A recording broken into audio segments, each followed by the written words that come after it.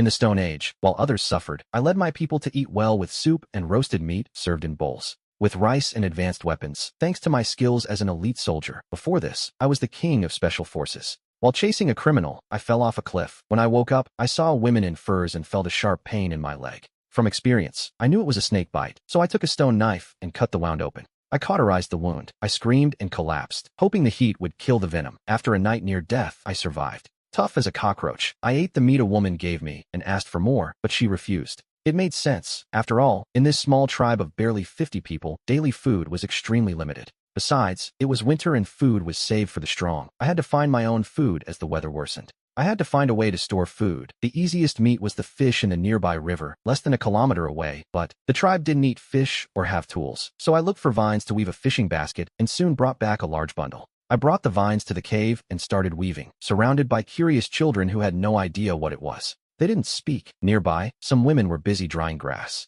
Suddenly, a scream of terror rang out. I saw the chief and 2 others running with giant bird eggs. They were screaming. I heard shrieks as a 10-foot-tall terror bird chased the chief. I yelled, "Drop the eggs!" But no one understood me. The chief didn't drop the egg and the bird didn't let up. Soon, it reached him and delivered a fatal peck. It killed him. Seeing this, the other 2 dropped the eggs and ran for the trees to save themselves. The children beside me screamed in terror. Having lost its target, the terror bird changed course and headed for them. I quickly shoved the children into the cave, and the women blocked it with a rock, since the bird couldn't get in. It turned and began devouring the chief. I grit my teeth, determined to kill it. It had tasted human flesh and knew where we were. My tribe would have no peace. I had no weapons and fighting was suicide. But then, I saw the bird's long legs. I had an idea and got ready. I found 2 stones and tied one to each end of the snake's skin from my waist. With my bolus ready, I slipped through the opening. Inside, everyone was stunned. They wanted to stop me but feared attracting the bird, so they just watched. I hid in the bushes, creeping closer. I was meters from the bird. It kept eating, unaware of me. I stood up silently, gripping the snakeskin cord.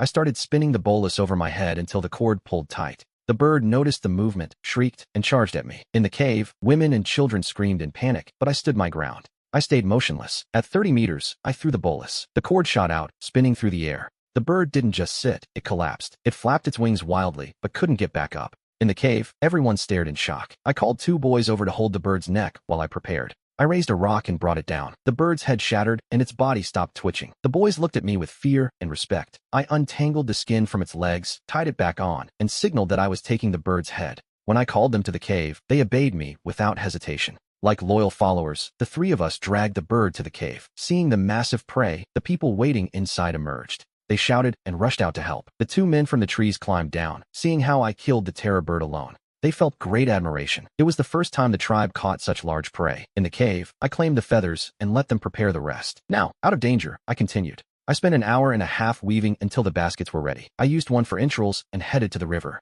A woman, seeing me go to the river alone, followed me. She felt she had to protect me because of my skills and my new followers. Seeing me with another contraption, they all ran after me. The 4 of us reached the river. I watched the water, and what I saw amazed and terrified me. In minutes, I witnessed several scenes. Big fish were eating the small ones. There were carnivorous fish everywhere. The ecosystem was incredible. The water was clear and moving. The fish were abundant. I chose a spot and submerged the basket. The scent of meat spread and nearby fish swarmed, fighting for the entrails. I pulled the basket up, trapping 4 large fish inside. The fish didn't flee. They swirled around the remains. It looked like I was feeding koi fish. The 2 boys and the woman were amazed by this strange object catching legless creatures. They didn't understand its purpose. I tossed the 4 fish onto the ground. I prepared them, cutting and eating the raw fish. Seeing me, they understood it was food and began to imitate me. They copied my movements and tasted a piece. The woman's eyes lit up immediately. She saw a new food source and asked me to teach her to fish, but I didn't put her to work. Instead, I asked her and a boy to clean the fish. I had the woman and 1 boy cleaning the catch while the other boy worked alongside them. The other boy skewered them on vines for transport. I kept fishing while the fish were still gathered there. I used the basket like a net. Every time I pulled it out, I had a massive harvest. We worked all afternoon and caught over 200 fish, the largest weighing 10 kilos. We couldn't carry it all, so I sent a boy back to call for help. After asking for help, the group finally marched triumphantly back to the cave with our loot. The gathering and hunting parties had already returned. Without tools, they only caught small animals like rabbits and pheasants. Just then, the children arrived. They reached the cave with the fish, showing off their catch. The elders, still mourning the chief, looked up and saw the haul. Their spirits lifted and the tragedy of the chief was forgotten. After preparing the catch, the tribe gathered in the clearing. They piled up firewood and placed the chief's body on top. An elder wearing goat horns lit the pyre. The flames grew, engulfing the chief and illuminating everyone's faces. The children smelled the burning flesh and swallowed hard. There was no sadness. The adults were calm with the new food. I stood back to observe. I observed the tribe. 52 people in total, 8 men, 15 women, and the rest children. The man who had just lit the fire was the elder. He was the wisest, but now he was perhaps second in command, because I was replacing him. In his place stood a man with 6 fingers. His weapon was a club, and he looked dim-witted, perhaps from inbreeding. Next to him was a guy with a feather necklace. He looked fierce, and also used a club. Behind him was Silas, wearing a bone necklace and holding a rock as a weapon. Further off was a 15-year-old boy with one ear and many scars. His weapon was a femur spear. Beside him was Arthur, 17, and the former chief's son, armed with 2 saber-toothed tiger fangs. He was the tallest. With a robust body, his weapon was a femur. The last was a lame man with a cane who went with the gathering group. He loved carving stone and dreamed of making a tray. Overall, Arthur and Derek were considered the combat elite. When the cremation ended, it was night. They entered the cave to distribute food, though they didn't usually eat fish. Today they let me distribute it. I showed them how to eat fish, and everyone imitated me, eating with gusto. They ate their fill. They got excited, dancing and eating. I felt at home and swore to lead the tribe to a better life. When we finished, the elder drew my river fishing on the wall while I was busy elsewhere. I was teaching the women to weave back baskets with straps so they wouldn't use skins for carrying, improving efficiency. They loved them and took turns trying them on, agreeing to look for more vines tomorrow. To make their own, they gave me 2 deer skins in gratitude. I was the first child in the tribe to wear fur clothes. I wasn't selfish. I kept one and gave the other to the mothers of small children for clothes, since children's resistance is low and there was no medicine. A cold could be fatal, so that deer skin was worth a life. I knew what I was doing. I needed their help, and they wouldn't be ungrateful. The next day, I woke up early after my military routine, feeling thirsty. The water from the pool was still hard for me to drink. It was time to fire some containers. People left the cave, but today they weren't in a hurry. The elder gathered the men because he wanted to choose a new leader to give orders. I decided to join. Among the candidates, the competition was simple. 2 would fight unarmed, and the best would be leader. Soon, Duncan and Derek won. I watched their fights, shaking my head. They had no technique, only brute force. The duel between Duncan and Derek arrived. Derek, at 6'3", looked like a tower, and Duncan didn't know how to start. He wasn't afraid. He screamed and attacked first, but Derek grabbed him with his massive hands before he could react. Derek threw him several meters. He hit the ground and stayed down. Excited, Derek beat his chest while the people screamed in approval. They were accepting the new leader, so I stepped forward. I'm next, I thought. Derek saw my challenge and beat his chest. He roared, but I didn't flinch. I stood before Derek in a combat stance. He looked down at me with disdain. The children cheered for me. I lunged at Derek, stepped on his thigh for momentum, and drove a knee into his chin. Derek collapsed, writhing in pain. The tribe stood there with their mouths open. Derek was the strongest. He shouldn't have been defeated in a second, especially by a child. The elder watched, a powerful feeling rising in his heart. The tribe could become more powerful because of me. Before he could speak, they were already lifting me on their shoulders. They celebrated their new leader. In 2 days, I had brought 2 mini miracles. It was the result I expected. Derek recovered and, still resentful, charged at me. I rolled across the ground and grabbed 2 of his fingers from behind. I twisted them and moved behind him, kicking the back of his knee. He fell face first, and the more he struggled, the more it hurt.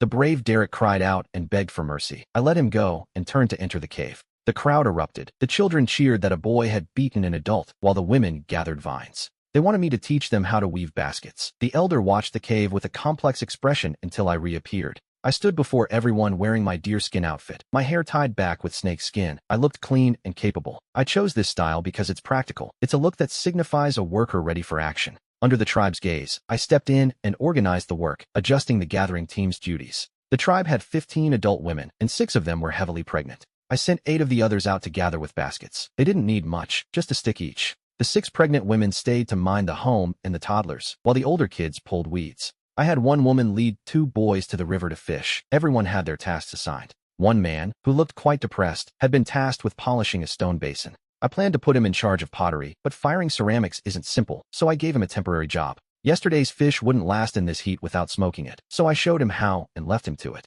Meanwhile, I dug a hole for a 3-level kiln, bottom for ash, middle for wood, and top for the clay. It took hours to build, but it was too damp to use yet, so I called over 2 boys. I had them light fires on each level to dry it out, so it would be ready by the afternoon. With that organized, I went to the river for clay, used a flat pebble as a table, and began kneading it. Soon, a wide-mouthed jar was ready. I made 4 more to dry in the sun, then started on others. I crafted 2-handled pots, dozens of bowls, and small sets of tableware. They were practical, not beautiful, and I wasn't sure how many would actually survive. By mid-afternoon, I put everything into the kiln while the 2 boys and the others watched without blinking. They watched closely as their leader produced vessel after vessel. They didn't know if these would work, but I ignored them and sat by the fire until the gathering group returned. They had a great harvest, baskets of fruit, vines for weaving, 2 turkey-sized birds, eggs, and moles. With over 100 fish caught today, the harvest was impressive. We had more than we could eat. This extra food could be stored for when the women give birth. I waited for the bowls to turn white. I stopped adding wood and let the fire die out. Once it cooled, I would open the kiln while the tired group gathered by the bonfire.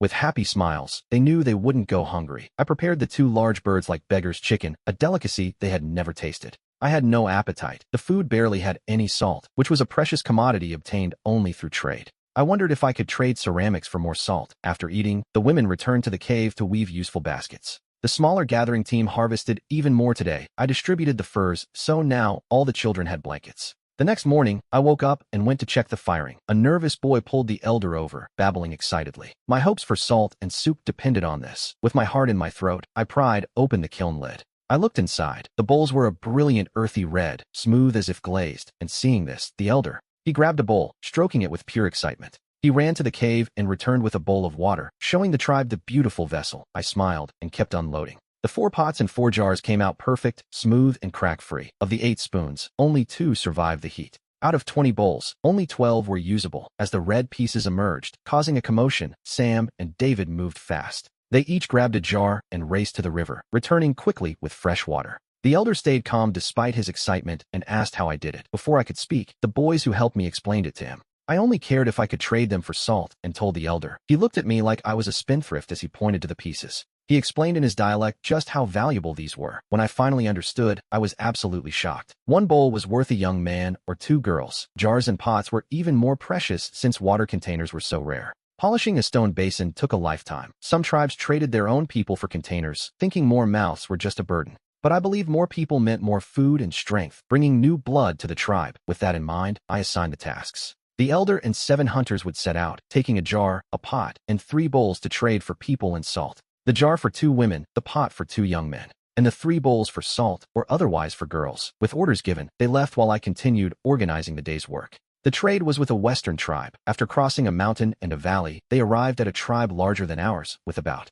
100 members who had traded goods before. Seeing them arrive, the bald leader of the other tribe came out to meet them. The elder pulled out a bowl and said, "We trade this for salt." The bald leader's eyes sparkled. The bowl was smooth and lighter than their stone basins. He ordered a bag of salt brought out, but the elder saw it and shook his head. "We want more, and also 2 adult women." With that said, the elder pulled out the jar, and the leader was stunned. Such a large basin would hold more water, but he hesitated. It was worth trading 2 women for the basin, but it was autumn, the harvest season. Fewer people meant a smaller harvest. In the end, he accepted, thinking fewer people meant less consumption and a great deal. Soon, 2 women were brought out. They were 2 sisters. The older one carried a frail 4-year-old boy who was motionless and sick. "We took these 2. Trade them for your stone disc. The boy is a gift." The bald leader gestured with disdain, hurrying them along as the elder watched. He said nothing and asked the boy to take out the pot and remaining bowls. "If you want, we will trade these for children." The bald leader already had 1 vessel. Though it was smaller, he was interested but refused. The elder followed my method, gave a demonstration, and cooked a broth. Soon the aroma of meat wafted out. It was wonderful. The other tribe swallowed hard. Meat could be eaten this way? The bald leader, impatient, took the bowl filled with stewed meat. The bald leader tasted the broth and was stunned. What an aroma! The broth was rich with fat, and the meat was juicy. 1 bite revitalized him. For just a few children, he had to trade. The bald leader acted generous and handed them over, even giving orders. They brought a large package of salted food, filling David's basket. The elder nodded with satisfaction. Later, the group returned. 7 had left, and 16 came back with the 9 new members. This harvest was better than a day of hunting. The group hurried, reaching the tribe at dusk, but the newcomers stood paralyzed when they saw the clearing. At the entrance were 4 jars I fired today, for pots, and many bowls. I looked at my pottery smiling. It was the happiest day of my life. While on the other side, hundreds of fish hung. As they dried, the women smiled. It was all meat, and now they could get it themselves. The newcomers watched in awe. A single stone disc was traded for 2 adults. The tribe had meat and many things. It seemed like a good place. The elder brought the people to report to me about their work. 8 naked people. I saw a naked child. They were all thin, but it didn't matter. The tribe had plenty of meat. 1 winter would nourish them. I approached the woman and her son. The boy was motionless with a burning fever. He was burning up. I took the woman and the boy to the cave, found a skin to wrap them in, and sat them by the fire. I paced impatiently. Without medicine, how could I break the fever? Suddenly, I remembered gua sha. I prepared immediately and put a pot on to heat. I used fish broth and looked for a bone to scrape with. The terror bird's beak was large. I just had to break it. The woman didn't know what I was doing. When I touched the boy, I frowned. She feared I would abandon him and cried. In that moment, I took action. I took a piece of the beak and told her, "Give me the boy, I can save him." She didn't understand, but she felt I was treating her well, so I took him. I took the bone and scraped red marks onto the boy. The pain made him sob. Shortly after, I finished. I gave the boy back to her and fed him spoonfuls of fish broth. The little one swallowed as soon as the spoon touched him. I sighed in relief. If he ate, there was hope. I just had to wrap him up so he would sweat. He would be safe. The woman calmed down. Although she didn't know what I was doing, it didn't seem like I was hurting him. As soon as she relaxed, her stomach growled. She stared at the broth, swallowing hard. I served her a bowl of soup with fish, and then I continued. I took the boy and bundled him in a skin. It distressed me that a simple fever could be fatal. Food was settled, but what about clothes? To get more skins, we had to hunt large animals, but with our current tools, it was difficult. Current weapons were useless. For future hunts, I would search for materials for weapons or traps. I swore that before winter arrived, everyone would have clothes. When they finished eating, the boy woke up drenched in sweat. I gave him back to the woman and tied his hair, naming him Kevin. The woman was overjoyed. The new leader had saved her son. I gave him the same hairstyle as the others to show he was accepted. Then, I crafted my gear, choosing a straight stick. I tied the terror bird bone spearhead to the stick, creating a spear. I broke a piece of the beak to make a dagger. The remaining material I gave to Mark so he could make another. We only had those 2 pieces. The next morning, I assigned the new tasks. Mark would fire pottery, so everyone had a bowl. The women split up, some to gather and others to fish. The children would help with the hunt. I led the party with Mia, Ron, and Scott, plus the brothers Big Max and Little Max, acquired yesterday. In total, a team of 11 entered the forest. Once inside, we fanned out. I guided my 4 young followers, who carried baskets and ropes. Most of the trees were chestnuts yielding over 10 kilos. The ground was covered in chestnuts and there were large birds, but along the way, I only observed. I didn't hunt yet. A good hunter must know his territory inside and out. I discovered wild boar tracks. It seemed to be an entire herd. The depth of the footprints terrified me. They looked like they weighed 1,000 kilos. I followed the tracks over a ridge. Suddenly, my eyes lit up. In the valley ahead, a mountain stream crossed through. Aloe grew along its banks. More than a dozen boars were drinking water. It looked like a family. The alpha male weighed about 1,500 kilos, with several females and over 10 piglets. Facing them directly was unthinkable. I had to set a trap. I retreated in silence. Back in the forest, the boys were terrified. They had never seen such large prey. I prepared the trap myself, using grass to make snare traps tied to a tree. If a hoof stepped in, the loop would tighten. The more it struggled, the tighter it would get. For safety, the boys climbed the trees. Now I had to make the herd return by the same path. I stealthily circled around. I covered myself in mud, grabbed 2 branches, and jumped out screaming from the bushes. The herd, never having seen such a creature, fled into the forest immediately. I chased them closely, shouting. Soon I heard squeals. Reaching the traps, I saw the alpha male there. A sow was on the ground, but the rope wouldn't last. I approached with my spear, and at the right moment, I drove it into her snout. The tip pierced her neck and blood gushed out. A moment later, the 1,500-kilo giant collapsed, convulsing. I sighed in relief, but a dilemma arose. How to carry such a large boar with only 5 boys? I looked at the struggling sow. I had an idea. First, I tied the sow to a tree and bound her snout. Then, I tied ropes to her front legs. Finally, I tied the male boar's rope to the female. With everything ready, I pulled the snout rope to guide her. Mia, Ron, and Scott took a rope. Walking by her side, Big Max and Little Max followed behind to keep watch. We crossed the forest until we saw the cave, a boy clearing. The brush saw us and shouted to alert the tribe. Soon they came out to meet us, but no one dared to get close. They had never seen prey like this. I asked Mark to prepare a jar of salt water. When he brought it, I dug a hole and placed it inside, level with the ground. Then we pinned the sow down. I cut her neck, and blood flowed directly into the vessel. I poured in a bowl of salt water and stirred. It would coagulate into blood sausage for the soup. The tan boar skin would make shoes or backpacks. With both skins, we could make many. The fat was thick. Later, we would melt it down. The rest, except for the lungs used for fishing bait, was edible. The bones from the skinning were plentiful. We cleaned the large bones to sharpen them into weapons. The entire afternoon was dedicated to processing the 2 boars. It was exhausting but rewarding. Meat hung in the smokehouse, and there was a jar of blood sausage, cooked, along with 3 jars of lard. The children laughed while eating pork rinds, even Kevin. When Mark brought out the pottery at dusk, the group returned. The fishing party brought back hundreds of fish, and the hunters weren't far behind. Pheasants, snakes, bird eggs, weasels, and chestnuts. Most surprising was the large quantity of blood sausage. Kevin's aunt, leading the gathering team, found a new food, a very sweet plant root. Amber, like sugar, could be refined. I congratulated the young woman. At dinner, everyone ate, but the elder looked grim. He began whipping Kevin's aunt with a vine. I remembered that vine was tribal law for punishing those who committed mistakes. Seeing this, I stopped the elder and asked why. He said the root was bait for the demon tree. Whoever ate it would be devoured. Hearing this, I ordered Kevin's aunt to stop giving the root to Kevin. I ordered everyone to stop eating the root, not because I believed him, but in case it was poisonous or addictive.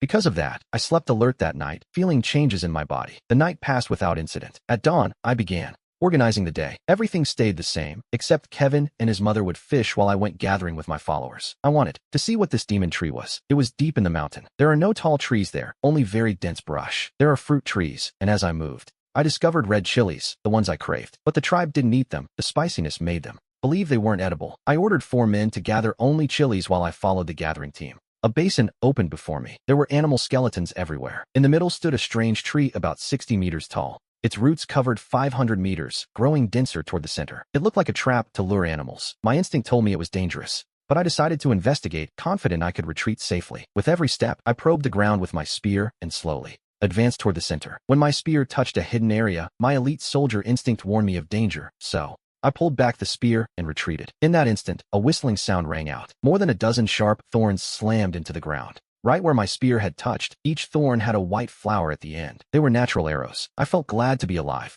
I rejoiced, remembering a story. I used my basket as a shield, tied a rope to it, and threw it under the tree. Whoosh, whoosh, whoosh. Many thorns stuck into it. Repeating the action, I collected 2 bundles. Leaving, I said the roots were edible, but only from the edge. I found 100 small demon trees, 3 centimeters thick. They were perfect for making spears. I called the 4 men. They gathered the chilies and took the small trees home. When we arrived, the children swarmed us. We brought everything inside, so they wouldn't get any ideas. To the tribe, what we brought seemed useless. The chilies weren't edible, and the sticks wouldn't kill with one blow, but that didn't ruin my mood. With the time remaining, I wanted to improve my equipment. The thorns were smooth and resilient, about the diameter of a cigarette. As arrows, they would need a heavy bow, which would affect range but offer great penetration. Because of the hardwood, they had to be charred and sharpened for hunting. I assigned a sharpening task to my men. In the future, they would all be equipped with these spears. I still lacked a bow. I could only make a longbow. It's bulky, but powerful. To build it, I needed fir wood, which was plenty in the boar forest. But what concerned me most was the aloe vera I discovered. The fiber from its leaves was ideal for ropes and weaving clothes. Not like linen, but better than animal skin and very resistant.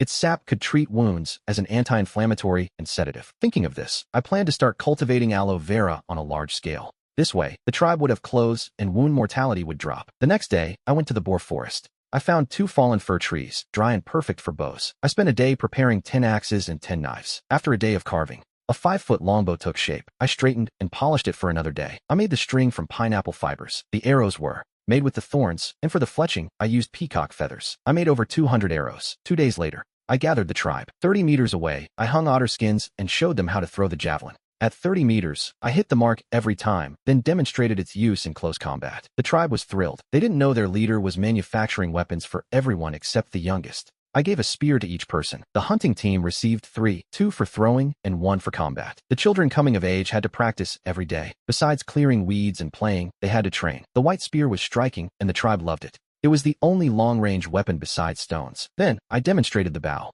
At 100 paces, I fired 5 arrows and all hit the otter skin. Everyone was amazed and wanted to touch the bow, but I only showed it to them. I wouldn't hand it out yet. Manufacturing was difficult. After introducing the spear, I made leather boots. The boar skins, once softened, became very resistant. I made sure everyone had a pair. Except for my boots, the rest used boar skin soles, and the upper part was sewn with small animal skins. I made Kevin's boots myself, knee-high and lined with soft fur, very warm. The boy showed them off. After making them, the tribe's skins ran out. The weather grew colder, and we urgently needed more. With enough ceramics, the lame man would fire bricks to build a larger kiln or walls. The children's weeding task was nearly finished. The land outside the cave was clear, ready for building or farming. I thought of England in the 11th century. There was a tree to plant, but for now, I had no seeds. Wild pineapple grew on the mountain, harvested once a year. I prepared to go further to find large herbivores. Gear, weapons, food, and tools, all ready. After giving instructions, I left with my basket. The elder worried. He'd never seen anyone survive a night outside. Herbivores live in meadows, so I had to leave the forest. By noon, the trees grew shorter. Joy, I was finally leaving the forest. My mouth was dry, so I went to a river to drink. As I leaned down with my bowl, a huge monster leaped from the river. A mouth full of fangs lunged to bite me. I spun around, but the monster still bit my basket. Its jaw became trapped. It couldn't let go, only shake its head. It dragged me into the water, thrashing me around. I pulled the dagger from my boot, cut a basket strap, and managed to turn. With one hand, I clung to the other strap, and with the other, I drove the dagger into its head. It thrashed even more violently, tossing me out of the water, then slamming me down, dragging me through the water. I climbed onto its head. I stabbed its eyes. Blood and brain fluids gushed out, clouding the water. Little by little, the monster's struggle lost strength until it convulsed sharply. Exhausted, I swam to the shore. After a rest, the monster died, floating belly up. My basket was still stuck in its mouth. Using a strong branch through its eyes, I dragged it out of the water. It was a 15-foot fish. After resting, I took my axe and started striking its teeth. The triangular teeth, the size of a child's palm, numbered over 50. I ripped them out to free my basket. My fire starter didn't get wet. The basket was damaged, but usable. As I thought about making a fire, I heard footsteps. Turning around, I saw a pale-skinned woman with a young girl. They stared at me, terrified. They screamed and ran. An object remained on the ground. I approached, and it turned out to be a wooden bucket made from a hollowed trunk. They must have come for water, fleeing, and leaving the bucket behind. Maybe they would bring more people, and they did. The woman returned with members of her tribe. They wore white fur robes, and their skin was very pale. The group was stunned to see the fish. A man who looked like the leader looked at me and pointed at the bucket. I understood. With my spear, I pushed the bucket toward him. The leader took the bucket, muttered something, and pointed at the fish. I didn't understand his words, but from his gestures, I guessed his intention. So I acted. I stepped aside. The group struck the fish with fury. Some women wept. The leader smiled. He beat his chest and extended his hand to me. I was perplexed, but I saw his smile. He didn't want to fight. Hesitating, I bumped my fist against his. He laughed and hugged me, saying more words. Communicating with gestures, even though the language was a barrier, the signs allowed us to connect. During the exchange, I told him I came from the other shore and was looking for a horned animal. He nodded, understanding. He told me his tribe had been devoured by that fish. To thank me, he invited me to his tribe. I saw it was getting late and the distance wasn't far, thinking that maybe I accepted. I signaled for them to carry the fish, that it was edible. The man was surprised. They had never eaten fish, only the other way around. Still, they accepted. Since the fish was large, they butchered it. To carry it, I helped. Its silver skin was very smooth, elastic, and waterproof. I decided to keep it. The rest of the meat was cut into pieces for them to carry. Their tribe lived in a giant tree with a space of 100 square meters. It wasn't huge, but it was enough. There were few of them, 14 adults, and with the children, they reached 32. This tribe lived in the hollow of the tree. I called them the forest tribe. Their skin was white because they lived in the darkness of the forest. Their elder told me that to the east, past the forest, there was a mountain. A beast with 2 sharp horns lived there. They ran like the wind and were impossible to catch. According to him, I deduced it was a large antelope. Chasing it would be useless, but I could set a trap. I looked confident, but David and the elder had no hope. Without another word, he showed me his clothes. It was the fur of a large rabbit, over half a meter long. They eat moss and dark forest mushrooms. Rabbits are a treasure. They breed like mice. If I domesticated 2 pairs, I'd have hundreds in a year.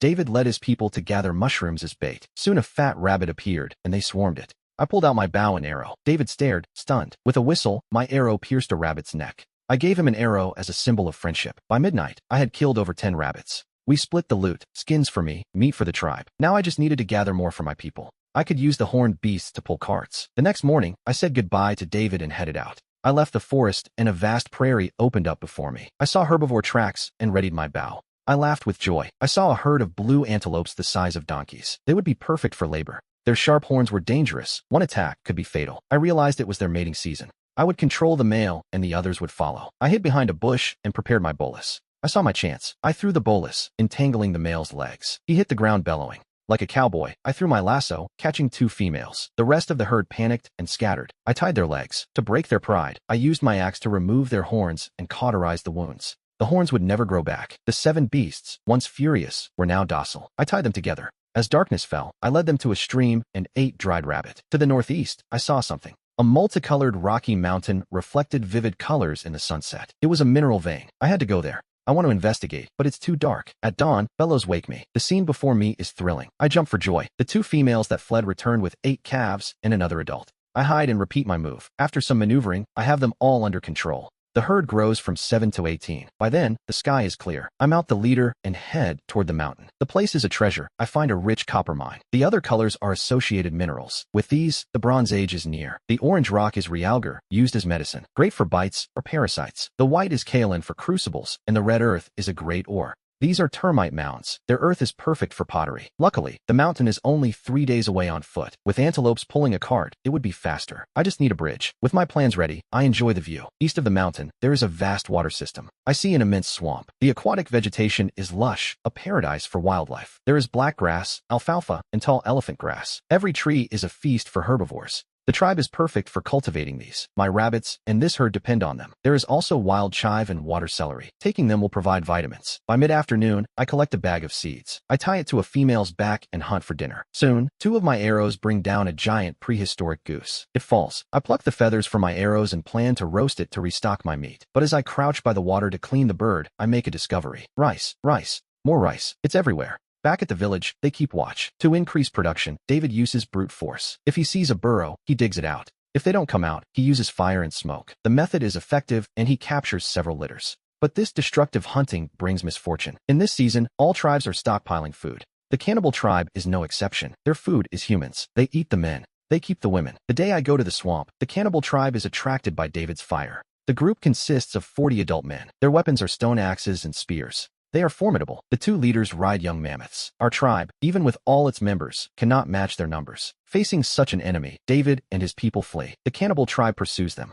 Luckily, he knows the terrain and uses difficult routes so they can't catch them. But someone falls behind. A young girl, gripped by panic, trips and falls. As she tries to get up, a girl separates from the group and the cannibal tribe closes in. They strike her and pierce her with a spear. A horde of savages surrounds her, laughing and drinking her blood. David grits his teeth but doesn't stop. He knows if they attack, they will only be slaughtered. The girl's death stops the enemy for a moment. David runs back to the tribe to inform the elder. The enemy is strong. To attack, there was only one way, and Elder Sioux made his decision. David would guide his people east of the jungle to find me. With my weapons, the tribe had to be strong. He would stay behind to hold them off. He could no longer walk. David nodded, holding back his pain, and ordered everyone to pack and go east. His heart was full of doubt. Days passed. Where was I? Was I even alive? He didn't know, but if they didn't leave, they would die. There was no choice. Shortly after, from behind, they found them. The treehouse where they lived was now burning. Elder Sioux set it on fire, hoping to burn some enemies so that everyone could gain time. After the tragedy, the Sioux tribe went from 32 to 30 members. The group advanced without rest toward the east of the Black Forest. They began the journey. David had no hope of finding me, but seeing fresh branches on the path, he took heart. It took them a day and a half to reach the edge of the Black Forest. When they emerged, it was afternoon, the sky tinged with red. The members of the Sioux tribe were captivated. It was the first time they had seen the outside world. But David frowned. My signals ended here.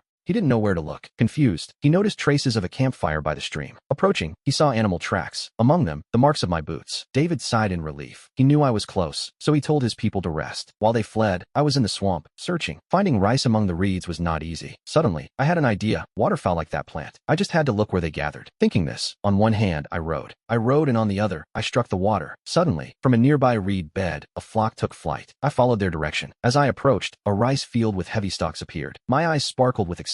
It was what I was looking for. Wild rice. I rowed harder, but just as my canoe was about to arrive, I heard voices. Turning around, I saw shirtless primitive men on floating logs. They were heading toward me, waving their arms and shouting in concern. They were from the Sioux tribe. In the Killen district, the tribe only had about 50 people. They were gathering chestnuts. They saw a fellow human on something that floated, heading toward the dead land the elders spoke of. Out of kindness, the leader, Sarah, shouted at me. She hoped I wouldn't go further. I didn't understand her language, only her perplexity. Seeing that I didn't react, Sarah swam toward me. While I was bewildered, she arrived and pointed to the reed bed with rice, never stopping her shouting. Her expression was anxious and fearful. I saw she had no bad intentions. From her expression, she was telling me it was dangerous, that I shouldn't go. I made a fierce beast gesture and pointed to the reed bed. Sarah shook her head, pointed at me and that land, and with her hand in the water, made a sinking gesture, indicating that I would sink. I understood and sighed in relief. I thanked her for the gesture, but I was prepared. I wouldn't give up. I took the oar and moved forward. Sarah shouted at me, but she didn't swim toward me anymore. The next second, she stood.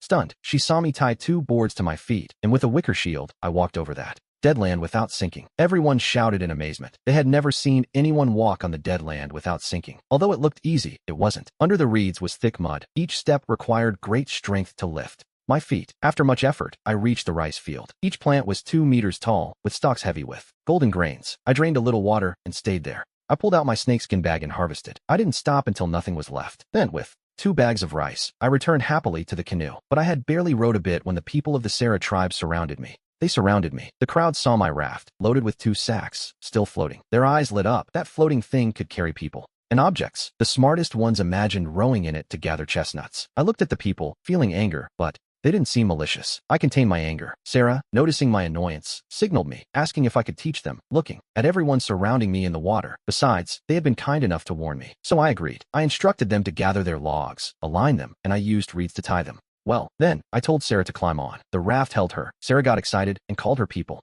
To let them try it out, the raft held up perfectly. Liam was happy. He knew the raft was easy to build and the materials were easy to find. He looked at me with gratitude and invited me to his tribe, but I refused. Out there, my herd was waiting for me. Liam gave me a chestnut, promising that if I had trouble, I could bring it to his tribe for help. I smiled and carried the 2 sacks of rice to the meadow. After a day, I had harvested 30 kilograms of rice. I didn't dare eat any. I wanted to take it home to plant. But to farm, I needed tools, and for that, I needed copper and tin to forge them. The afternoon David emerged from the jungle. I was on Babeo Mountain, in the small meadow, eating and weaving mining baskets. David's situation was dire. They had fled without fire, and for the last few days, they only ate dried meat. At night, cold and hungry, they huddled together to stay warm. The next morning, full of energy, I guided the beasts toward the west of Babeo Mountain. Meanwhile, at the foot of the mountain, David was organizing his people. He handed out the berries he had gathered. Just then, the tribe pointed at the mountain and shouted. They saw a young man leading a herd. I heard the shouts and saw the Sioux tribe. I was confused. Why were they here? 10 minutes later, David led a group up the slope. Seeing their condition, I frowned. Why were the children here and so filthy? When David saw me, he was stunned once again. He knew I was looking for animals, but not that I would capture them alive. This wasn't the cannibal tribe. Not even the elephant riders could compare to this. In his heart, I was a god. I saw they only had wild berries. It was obvious they didn't even have meat to eat. I brought out the goose and the crane for them. David ate and told me the story, and the others added their own details. When I understood, a chill ran down my spine. There was a cannibal tribe nearby. A terrifying thought crossed my mind. If they reached the Sioux tribe, how far would they be from mine? Thinking of this, I decided I would extract the ore today and return tomorrow. I looked at David and asked what they planned to do. Hearing me, everyone lowered their heads. Winter was coming, but their village was destroyed, burned down, and a cannibal tribe was hunting them. They had nowhere to go. Seeing this, I offered, how about you join my tribe? I asked if they had food for the winter. Hearing this, David's eyes lit up. He believed in my words, and the herd would be enough. For the winter, the others wanted to join too. They saw the power of my bow. With a weapon like that, they wouldn't lack prey or be attacked. They looked at David, waiting for him to accept. David was already moved, but as a leader, he still needed to think. After hesitating, he asked, if you invite us, will your leader agree? Hearing him, I told him not to worry. I smiled and said, don't worry about that, because I am the leader. David couldn't believe it. A young man like me was the leader, but then he understood as he saw my skills. Skills that neither he nor any adult could achieve. Thinking of this, he didn't hesitate and accepted. To ease their fears, I gave him my spear. I gave the spear to David, the axe to Mark, and the shield to Sarah. I knew that if I wanted to give them confidence, I had to give them weapons, and so it was. Receiving them, they rejoiced. David brought out the horn and the rabbits I asked him to catch alive. There were more than 30. Seeing them, I got excited, thinking that since they breed every 2 months, the tribe wouldn't worry about furs. After breakfast, David thought we would leave, but he saw me digging up stones and asked what I needed them for. With these, I'll make better weapons, and we'll hunt so much food we'll have leftovers. David was stunned. It was a life they never imagined. They started to help. With dozens of people, the speed increased. By noon, the large baskets were filled to the brim. We collected copper and tin ore, along with red clay, white clay, and kaolin for pots and molds. We finished and got ready. I set out with a team of dozens. Each donkey carried 2 sacks of ore, hay, rabbits, and seeds along the way.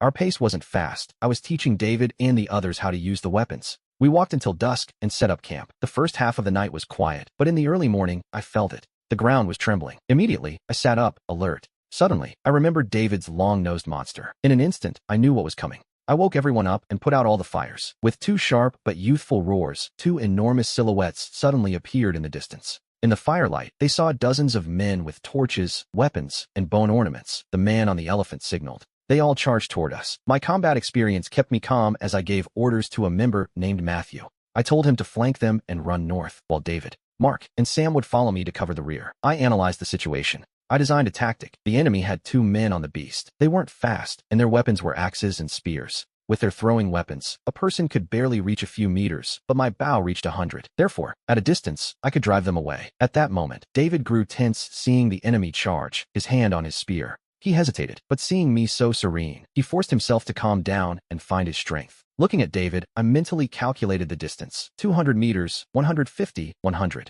Suddenly, I drew my bow and fired. A whistle sounded, and an enemy fell, the arrow piercing his chest. They saw a sharpened stick in his back and stood stunned. In that instant, 2 more arrows sliced through the air. 2 more men fell. The leader on the elephant spotted me, roared, and ordered a charge with stone axes. I pulled David behind a tree for cover. Mark did the same. Sam stepped forward and used the shield. A series of thuds rang out. Several axes and a spear hit the shield. Luckily, it was thick and Sam wasn't hurt, but if they continued, he wouldn't last long. Mark, behind the tree, saw the axes on the ground, picked up 2, and hurled them back. 2 men were wounded. David didn't stay behind. He picked up a spear and threw it back with force. An enemy was pinned to the ground. I shouted for them to run, keep their distance, and fight. They repeated the tactic over and over. Of the 40-man army, only 7 remained. The rest were dead or wounded. Suddenly, I yelled for them to stop. At 80 meters, I watched them. The leader, seeing that we weren't running, was confused. Only a few exhausted men remained by his side. Enraged, he charged again. I stabilized my breathing, drew my bow, and prepared. When he was 70 meters away, I fired. The arrow hit his right eye. The leader screamed and fell from the elephant, only to be crushed by the beast. He died instantly. The elephant felt it had stepped on something soft. It turned sharply to look and froze, stopping dead in its tracks, motionless. The subordinates were stunned. How did their boss die so suddenly? But they didn't stop in order to counterattack. 3 spears and an arrow flew. 3 enemies fell. Only 3 remained. Terrified, they fled, including the other man on the elephant who turned his beast. But it was too slow, so he jumped. I fired another arrow, and before he touched the ground, one pierced his chest. He fell. Now the 3 of them, with David, charged behind me. 3 stone axes finished off the last 2. Just like that, the battle ended. David and the others couldn't believe that. With only 4 men, we defeated 40. The 2 elephants, riderless, stood there confused. I immediately gave new orders. Sam would stay and wait, and Matthew would go find the rest of the tribe. David would go with me to finish off those who hadn't died yet. We split up to act. I searched for my arrows while they gathered intact spears and axes. The 2 ownerless elephants followed me, giving me soft nudges with their trunks as if they wanted to stay. I pushed a trunk away. Don't follow me. I can't keep you. They were monsters that could weigh 15 tons. How much would a creature like that eat? David said there were only 36 bodies, 4 were missing. I had a bad feeling. In the dark forest, it was impossible to find them, so I let it go. At dawn, Sam and Matthew returned. I waited for them to sit and eat. I asked David to distribute the recovered weapons. Now everyone had one. The animals ate hay, but 2 strangers were mooching food. The hay for 2 meals vanished instantly. My head throbbed, and I raised my fist to drive them away. As I raised my fist, one elephant looked at me pitifully, almost crying. The other curled hay with its trunk and offered it to me, as if saying, "It's delicious. Take it, don't kick us out." I smiled sadly. Reluctantly, I took the hay and stuffed it back into its mouth. I gave them hay to eat, then called everyone to leave. After moving on, I saw they were still eating and sighed with relief. I thought I'd lost them. The Shubuluo tribe from the dark forest didn't know the sunlit landscape and were very excited. On the way, they flushed out pheasants. I fired an arrow, and by afternoon, the harvest was good. Toby was at the river with his mother, looking north. His mother said I had gone that way, and since then, they went every day. They went to the river to fish, waiting for my return. Suddenly, Toby saw figures in the forest. With his sharp eyesight, he recognized me. The leader. Mom, the leader is back. He jumped with joy. I heard the noise and waved happily. At that moment, 2 sounds erupted. Elephant trumpets rang out. Everyone looked over. Hearing it, my stomach tied in knots. I couldn't believe that after going so far, I still hadn't lost them. Those 2 elephants. I thought to myself, don't come over here. But my fear came true. The 2 elephants crossed the river and stood right in front of me. These 2 had no manners. Upon arriving, they sprayed me with water, leaving me soaked. The message was, "Why did you abandon us?" I wiped my face in resignation. "If you want to eat, you'll have to work. I won't keep you for free." Hearing this, the elephants gave me little pats. I didn't know what it meant. The women of the fishing team were scared seeing the monsters, but seeing their closeness to me, they showed admiration. "The leader is incredible. He tames monsters," they whispered. Toby ran over. He ran up and hugged my leg, showing no fear of the creatures. I told them the news. I told them they were new members and guided them to the cave. They put Toby on an elephant. On the way, the people of the Yuan Shu tribe and the fishers observed each other. The fishers looked at the 18 blue donkeys. David and the others watched the women, their hairstyles, leather shoes, and the fish each one had.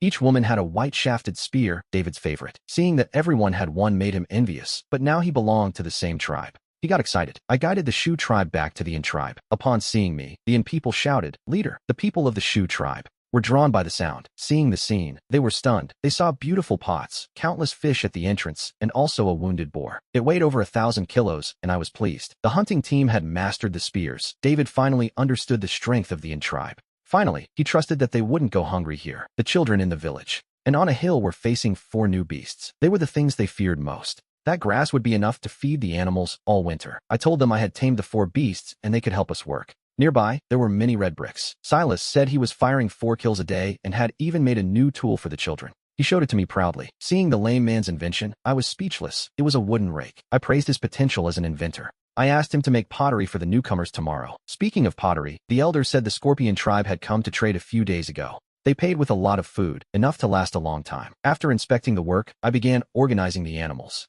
I put the rabbits in a corner of the cave and built a stone and mud enclosure for the winter. 3 of the rabbits were pregnant and pulling out their fur for nests. The others, only a month or 2 old, stayed in the pen. The animals were large. By springtime, they would become breeding machines. The baby rhino didn't need watching. He stayed by the grass. I tied the blue donkeys to a tree so someone could look after them. With the chores done, dinner was ready. First, I held a ceremony for the new members. No one minded their hairstyles. In fact, they liked them. It made them look more energetic. Since they caught a boar today, we had pig's blood soup for dinner. They added vegetables and made several pots, along with the pheasant I had hunted. We had chestnut stew and 10 roasted fish. Everyone also received a serving of fruit. The sweet and sour meal united the old and new members as they ate and laughed. Later, I asked the elders to teach the newcomers leatherworking. While they learned together, I took a charred branch and drew a map of the outside terrain on the wall. It was a rough sketch of the cave, the stream, and the forest. I wondered how to plan the 3,000 acres in front of the cave. If it were all rice, we could never finish it. Besides, planting only rice was impossible since this was dry land.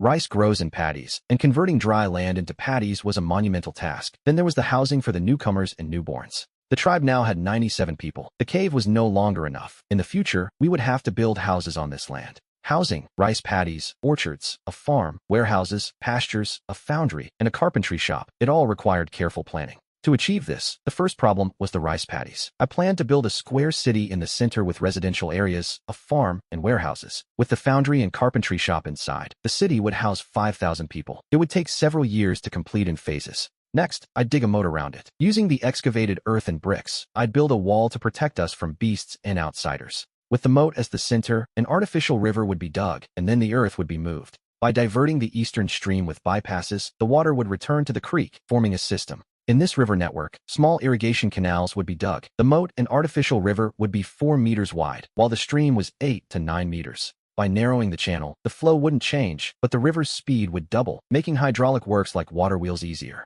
The plan was to use the cave as the center and measure 200 meters on each side for the city, so as not to delay construction. The first phase of planting, phase 1, would be digging the canal. The calculated canal would be 700 meters long. The excavated earth would become bricks. The second phase was digging the moat. There was no rush since the cave was habitable. The third phase was the wall, planned with a 4-meter base, 2-meter top, and 5 meters high. Trapezoidal with 4 gates, 1 per side, and a 4-meter moat. No one could cross it. The fourth phase was the 700-meter return river. The excavated earth would become bricks. The excavated earth would become bricks for houses and buildings. The project would finish in 3 to 5 years. Otherwise, I feared that the cave would no longer be enough. The next morning, I organized the tasks. There was much to do, so gathering stopped. The newcomers hadn't escaped yet. I assigned Silas to make pottery and the children to cut grass, tying it into bundles for storage. David, Hunter, Big Max, and Ben. Max went to the mountain to bring trees for spears. The women split up. One team went to the valley I visited to gather plants. Molly saw 6 pack animals with baskets for transport. Another team went to the forest to scrape bark from white wax trees. It's good material for wax, and I plan to use it for bronze molds. I assigned the remaining men to felling trees with thick trunks. The trunks would be for shelters and the branches for firewood. I planned to make charcoal to smelt copper. The more, the better. The pack animals transported it.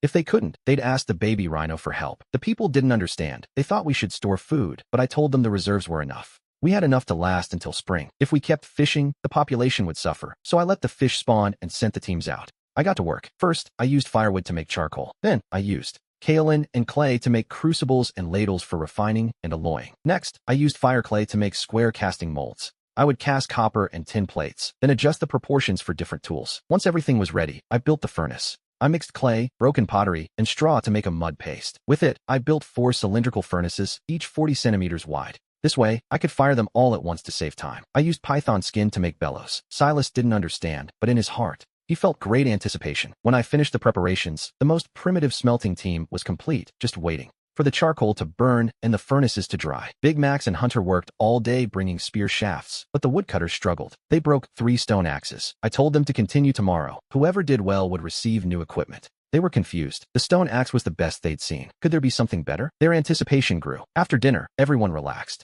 During my downtime, I melted wax. Once it solidified, I carved tool shapes with a bone knife and covered the models with clay. I left a small hole, waited for the clay to dry, then heated it to pour the melted wax out from the inside. This gave me a hollow mold. The remaining wax made demolding easier. Though it was tedious, it was quite precise and avoided waste since the wax could be reused. The next morning, the people took the pack animals out. Under my instructions, they understood that beasts could help with the labor. Big Max and 3 others stayed behind to help me with the bellows. Silas's pottery was ready, so he assisted me today. He was smart, so I decided to teach him smelting. I wouldn't do this work alone. It was better to find an apprentice. I lit 2 of the 4 furnaces. David and Ben worked the bellows while Big Max and Hunter added charcoal and ore. With the bellows, the flames roared. Soon, the ore melted, and liquid copper flowed through a slit, accumulating into a piece of copper mixed with slag. I processed the tin ore the same way. It melted in minutes. I used a branch to pull it out. From the ashes came 2 pieces of impure metal. I repeated the process, and after a few hours, I had a pile of it. I lit the furnaces. I waited for the temperature to rise and put copper and tin in crucibles. Once liquefied, I skimmed off the impurities with a spoon. Using a ceramic rod, I poured the liquid copper into molds to cool, then did the same with the tin. Silas and the young men watched. They stared as the liquid metal solidified before their eyes. They didn't understand and were completely amazed. When the metal plates cooled, I hurried. All the plates were ready. It was noon. Under the sun, the plates reflected a dazzling light. Everyone stared open-mouthed, having never seen anything so beautiful and shiny. Kevin approached, touching everything. "Leader, what is this?" I patted his head. "This is called tin. Stay here, I'm going to get a few things." Kevin nodded and whispered copper and tin while I brought tools and molds immediately. I began smelting bronze. I put the plates in a crucible, waited for them to melt, mixed them, and poured. The first batch was axes and hammers. I poured the hot alloy into the mold, and white smoke rose. I waited for the temperature to drop. I broke the mold with a stone. Among the fragments lay a large axe with a golden glow, bigger than a firefighter's axe. I tasked Silas with sharpening the axe while I prepared to cast other tools, sharpeners, and plates. I also assembled saws, knives, and chisels. I also made spearheads. At dusk, the work stopped. The large golden axe blade was sharpened and fitted with a handle. The first bronze axe. There were also 2 saws with handles. David and the others saw the golden axe and crowded around, their eyes practically glued to it. I smiled and pulled out a spear with a golden tip. People were stunned. It was a spear, too beautiful, especially Ryan and Duke. They were practically drooling. "Leader, is there any for us?" they asked. I smiled, took out some ore, and gave it to David. "It's made from this stone, but there's none left." The tribe was amazed. They had dug for this stone without expecting it to become a weapon. It was so beautiful. Marcus was the most direct. "If there's no more, we can dig. We know where." I nodded, said it was inefficient to wait, and that soon we could bring back plenty. I promised them that soon, everyone would have a spear just like that one. Then I taught them how to use the saws. The 2-man saw sliced through a trunk in no time. They used the hand saw to clear branches from a log in a minute. The 3-foot axe was also impressive. It was easy to handle. If Delilah used it, a thin tree would fall in a few swings. Once they learned, I let them eat. After the meal, the people listened to Todd tell stories while I established measurement systems for using the axes. The hemp was already harvested. The women braided ropes while the children watched the rabbits give birth outside the hutch.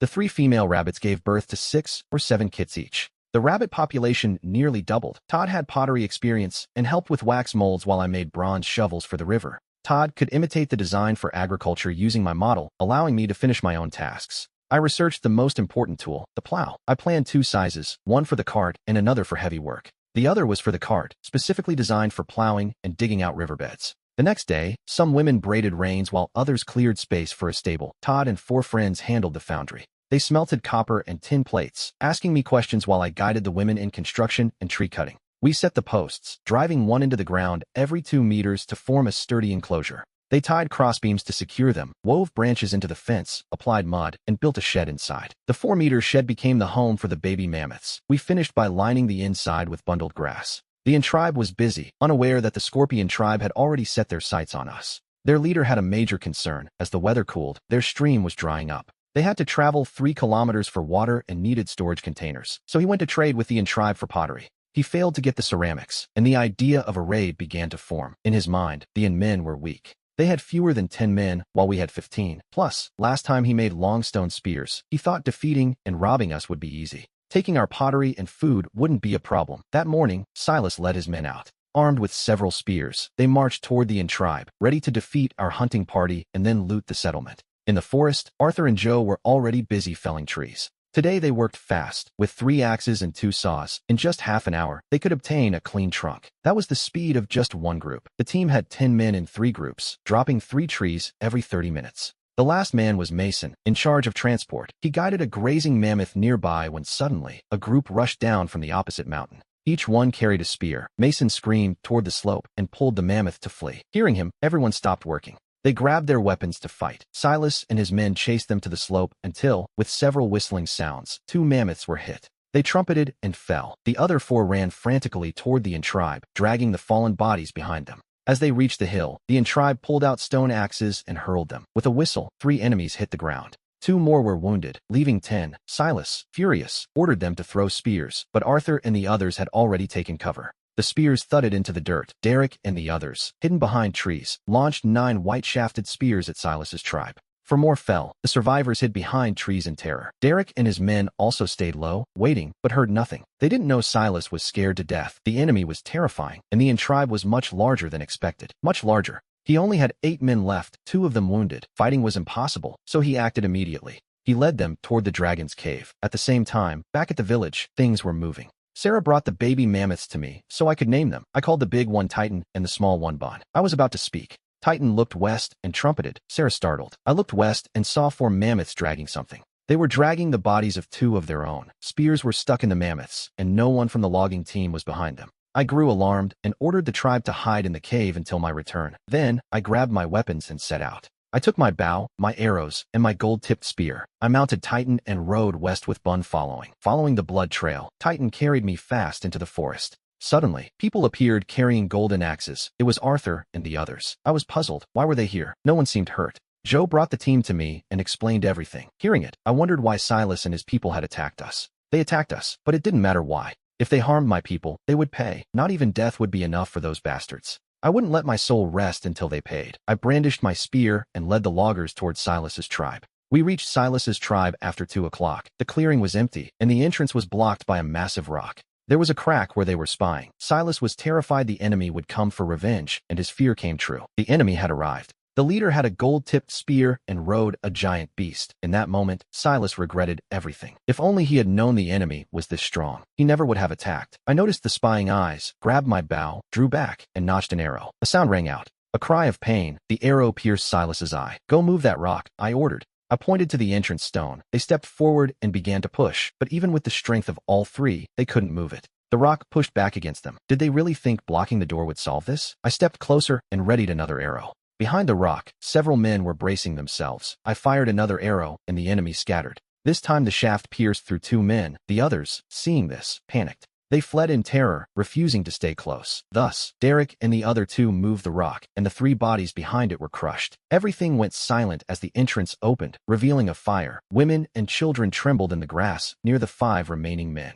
3 held spears to protect them, while 2 wounded men lay in the grass. I entered with my spear, and Arthur and the others followed behind me. The 2 wounded men on the ground trembled, begging for mercy. Who asked for forgiveness while holding a weapon? I brandished my spear and knocked down the 3 remaining spears. 1 wounded man grabbed a hidden stone to resist. I aimed my spear forward and, with a dry thud, struck him directly. I pierced his left chest. Everyone on your knees. Whoever resists, dies. I shouted with fury. Fear weakened their legs, and they collapsed to the ground. Derek, find their food and take it. Then I turned to them. Your leader attacked us first. You can't blame me. I did this because of him. I wanted to absorb them. To avoid grudges, I blamed their leader, but I overestimated their loyalty to their own tribe. They didn't care about their leader, only their food. The women saw Derek taking their meat, and, distressed and nearly crying, they went to beg me. I looked at them calmly. If you join my tribe, you will have food. No one will freeze. Whoever wants to join, come with me now. As soon as I spoke, several of them stood up. They followed behind me, then more, until in a short time only 1 seriously wounded man remained on the ground.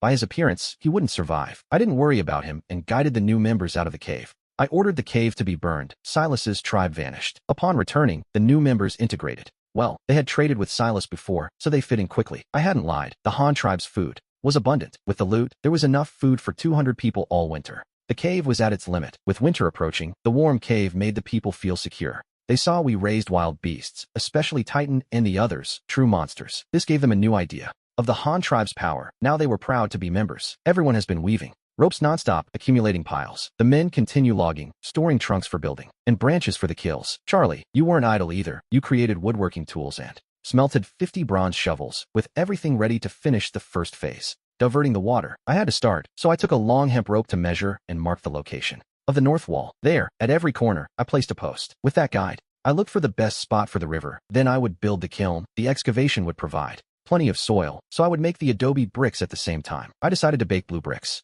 a process that requires a lot of water. To make access easier, the kiln would be located on the bank of the stream. They had already baked red bricks, perfect for the new kiln. The cylindrical kiln required the whole tribe and took 5 days to build. Making the brick molds took more time, and with that, they finished. The plow I made appeared under a 2-meter wide frame. I installed 4 bronze plowshares. We just had to pull it. One passed to plow a strip 2 meters wide and 40 centimeters deep. To pull it, I had Titan and the other beast, with the 2 of them plowing in parallel. They moved forward, opening a riverbed 4 meters wide. In less than an hour, they dug a stretch 700 meters long and 40 centimeters deep. Seeing this, I was happy. At this rate, the wall wouldn't take 3 years. I planned to bake bricks in winter. By then, everyone would be free and the heat from the kiln would be welcome, a happy job. But there was a problem: how these adobes would cover the earthen wall. Each brick was huge. Transporting dirt and adobes would take a long time, so I decided to make a wheelbarrow. For this project, I first had to find helpers. They would be the tribe's carpenters. The most talented was Mason, who in his old tribe was able to devise a way to use red-hot coal to hollow out a log.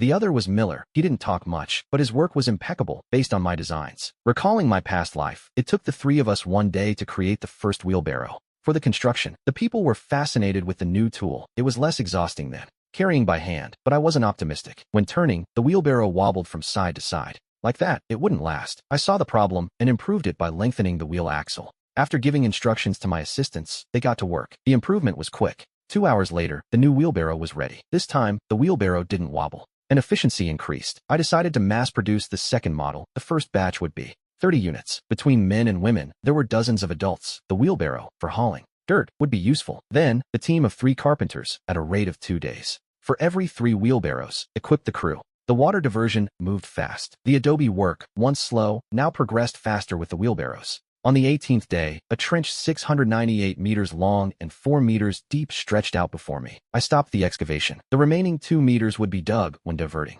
the water. The tribe returned to their routine. The men cut wood for building, and the women returned to gathering. It was never enough. The 30 wheelbarrows were ready for future copper mining. Arthur and David, the men under my direction, tried to make a larger cart. Both had experience. I gave them the design for a wagon and left them alone to experiment. I dedicated myself to making agricultural tools. Everyone was busy. That morning, leaving the cave, I saw, what was it? A white blanket. Winter had arrived. It snowed incessantly. The woodcutting stopped. Everyone took shelter. The women no longer went out to gather. Bricks couldn't be fired. We had to wait. So I began. My plan was to teach language and writing. The people already knew some words, especially Kevin, the boy who could already form sentences. That made it easy. I just had to teach them more vocabulary. Regarding the Chinese characters, teaching simplified characters wasn't practical. Clerical script would be easier to accept. The main goal was recognition to increase literacy. 2. Motivate them. I set a rule, a daily test. Whoever didn't read received a half portion. Whoever learned well got a prize. It worked. The tribe got excited, especially the children, who practiced. After class, days later, the snow stopped. The brick firing plan began. I did a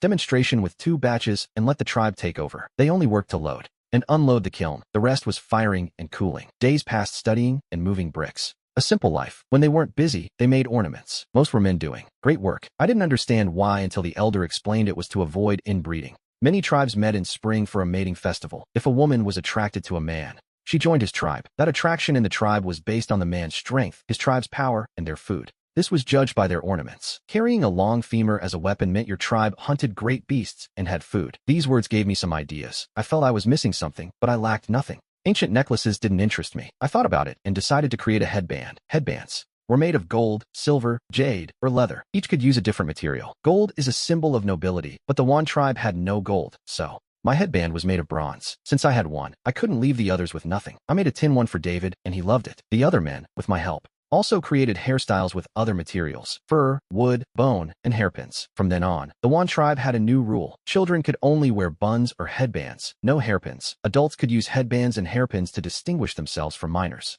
The women no longer just wore ponytails. Adult women wore buns with combs or hairpins, while young women could wear ponytails, loose hair, or braids. They used hairpins as ornaments. Metal was strategic. Not everyone could use it. I used it as a reward. You could earn it. Now, in the Wan tribe, one look at someone's head revealed their status, age, class, or contributions. I made a headband for Kevin. It had a bronze cloud brooch, a prize for learning to read. He was the first child to have one. Metal. He was happy. In reality, my enthusiasm wasn't just about differentiating classes, but for the mating festival. It wasn't just to find a partner, but to meet others and see if we could trade. Before, salt came from trading with the Sieting tribe, but now that they no longer existed, and before I could find a salt mine, I wanted a new supplier. Han pottery was valuable. I wanted to trade it for salt and buy people. 200 people wouldn't fill my city. However, not all tribes were like the Han, carefree about food and able to think about the future of their development. For example, the Heishu tribe, east of the Han, was mid-sized with over 150 people. They had a major difference from the Han. The Heishu tribe had their own beliefs. They worshipped the black rat and had a shaman. This winter, the shaman claimed to receive divine guidance that the winter would be longer. Worried about food, he asked the chief to lead a hunting party. So the chief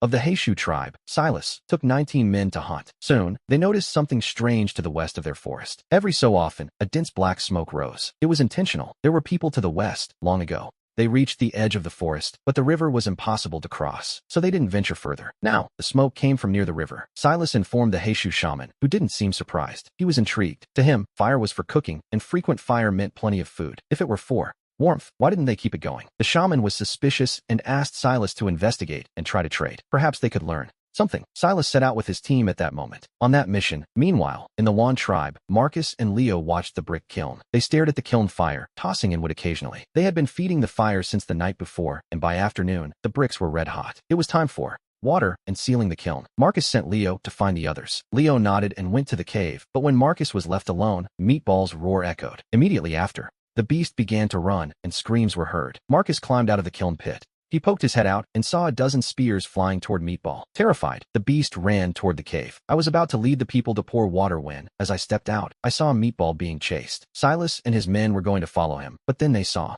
that I was coming out with my people, and they froze. Damn it, who's killing my Meatball? To arms. The tribe, hearing their leader, came out shouting with weapons in hand. They surrounded Silas's group. Silas stood open-mouthed at the sight of the crowd. They all looked fierce. I wore a crown, a brooch, and a gold spear. My gaze was icy. The formation behind me was even more dazzling, blinding. Each one had a bronze shovel, not to mention their power. The formation alone was enough to paralyze Silas and his people with fear. Meatball, seeing that I had control, returned and stood behind me, roaring at Silas with newfound courage. I patted him to quiet him down and turned to Silas. He is our beast. Why were you attacking him? Silas was bewildered, but he saw how close I was to it. He didn't expect they could control a beast like that. But what surprised him more was Titan, even larger than Meatball, who at that moment heard the commotion. He ran up next to Meatball, staring at the surrounded group. Silas and his men nearly wet themselves with fear. There's another one. Seeing Silas's shock, I frowned and signaled the elder to ask who they were and what they were doing. The elder stepped forward and spoke to Silas with words and gestures, translating my words and introducing me. Silas apologized. He didn't know the beast had an owner. That's why they hunted it, to survive.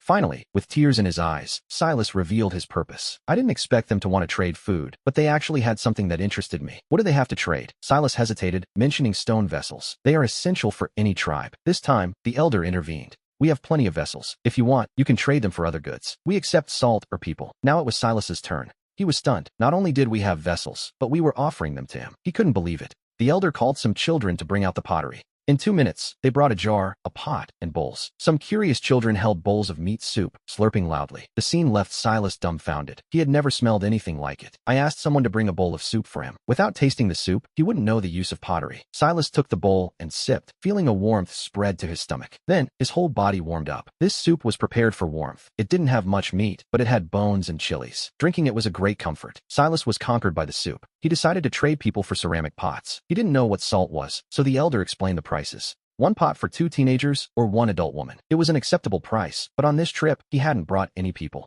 However, he wanted the pot so badly that he shamelessly asked for a favor. He asked if he could take it now and bring the people later. Hearing this, I refused. Credit is impossible. If they didn't pay, I'd be a fool. Seeing that I wouldn't accept, Silas immediately took a leather bag and offered it to me. There is food inside, he said. It's not much, but we hope to take 1 dish. Next time we will bring people. Did he think I lacked food? Carelessly, I opened it.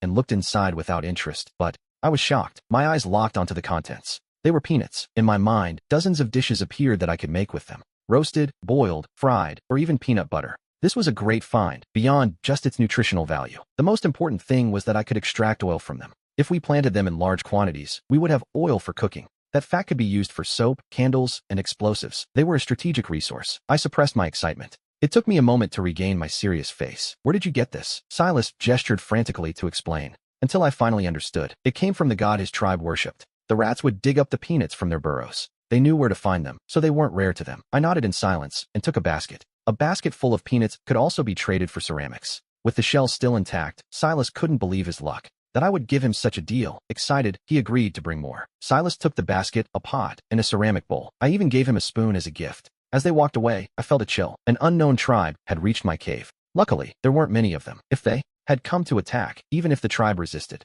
there would have been casualties. I planned the defenses, but a massive wall wasn't something built overnight. I needed to create a provisional defense quickly during this period. I told David to take people to water and seal the kiln while I stayed at the entrance, thinking. The kiln had been running for 2 months, and I had accumulated many bricks. Construction would wait for spring, so I looked at those bricks. Thinking about this, a simple defense formed in my mind. The next morning, I gathered the adults and said I would use 3 walls to surround the cave, leaving a 2-meter entrance to the east. The gate would be a 3-meter high barricade with 4 rows of spears in front. The wall would be made of bricks. In the cold, poured water would freeze and bind them together. In the spring, when the ice melted, the bricks could still be used for the permanent wall. In the following days, all the adults worked together with wheelbarrows, and the wall's height grew rapidly before our eyes.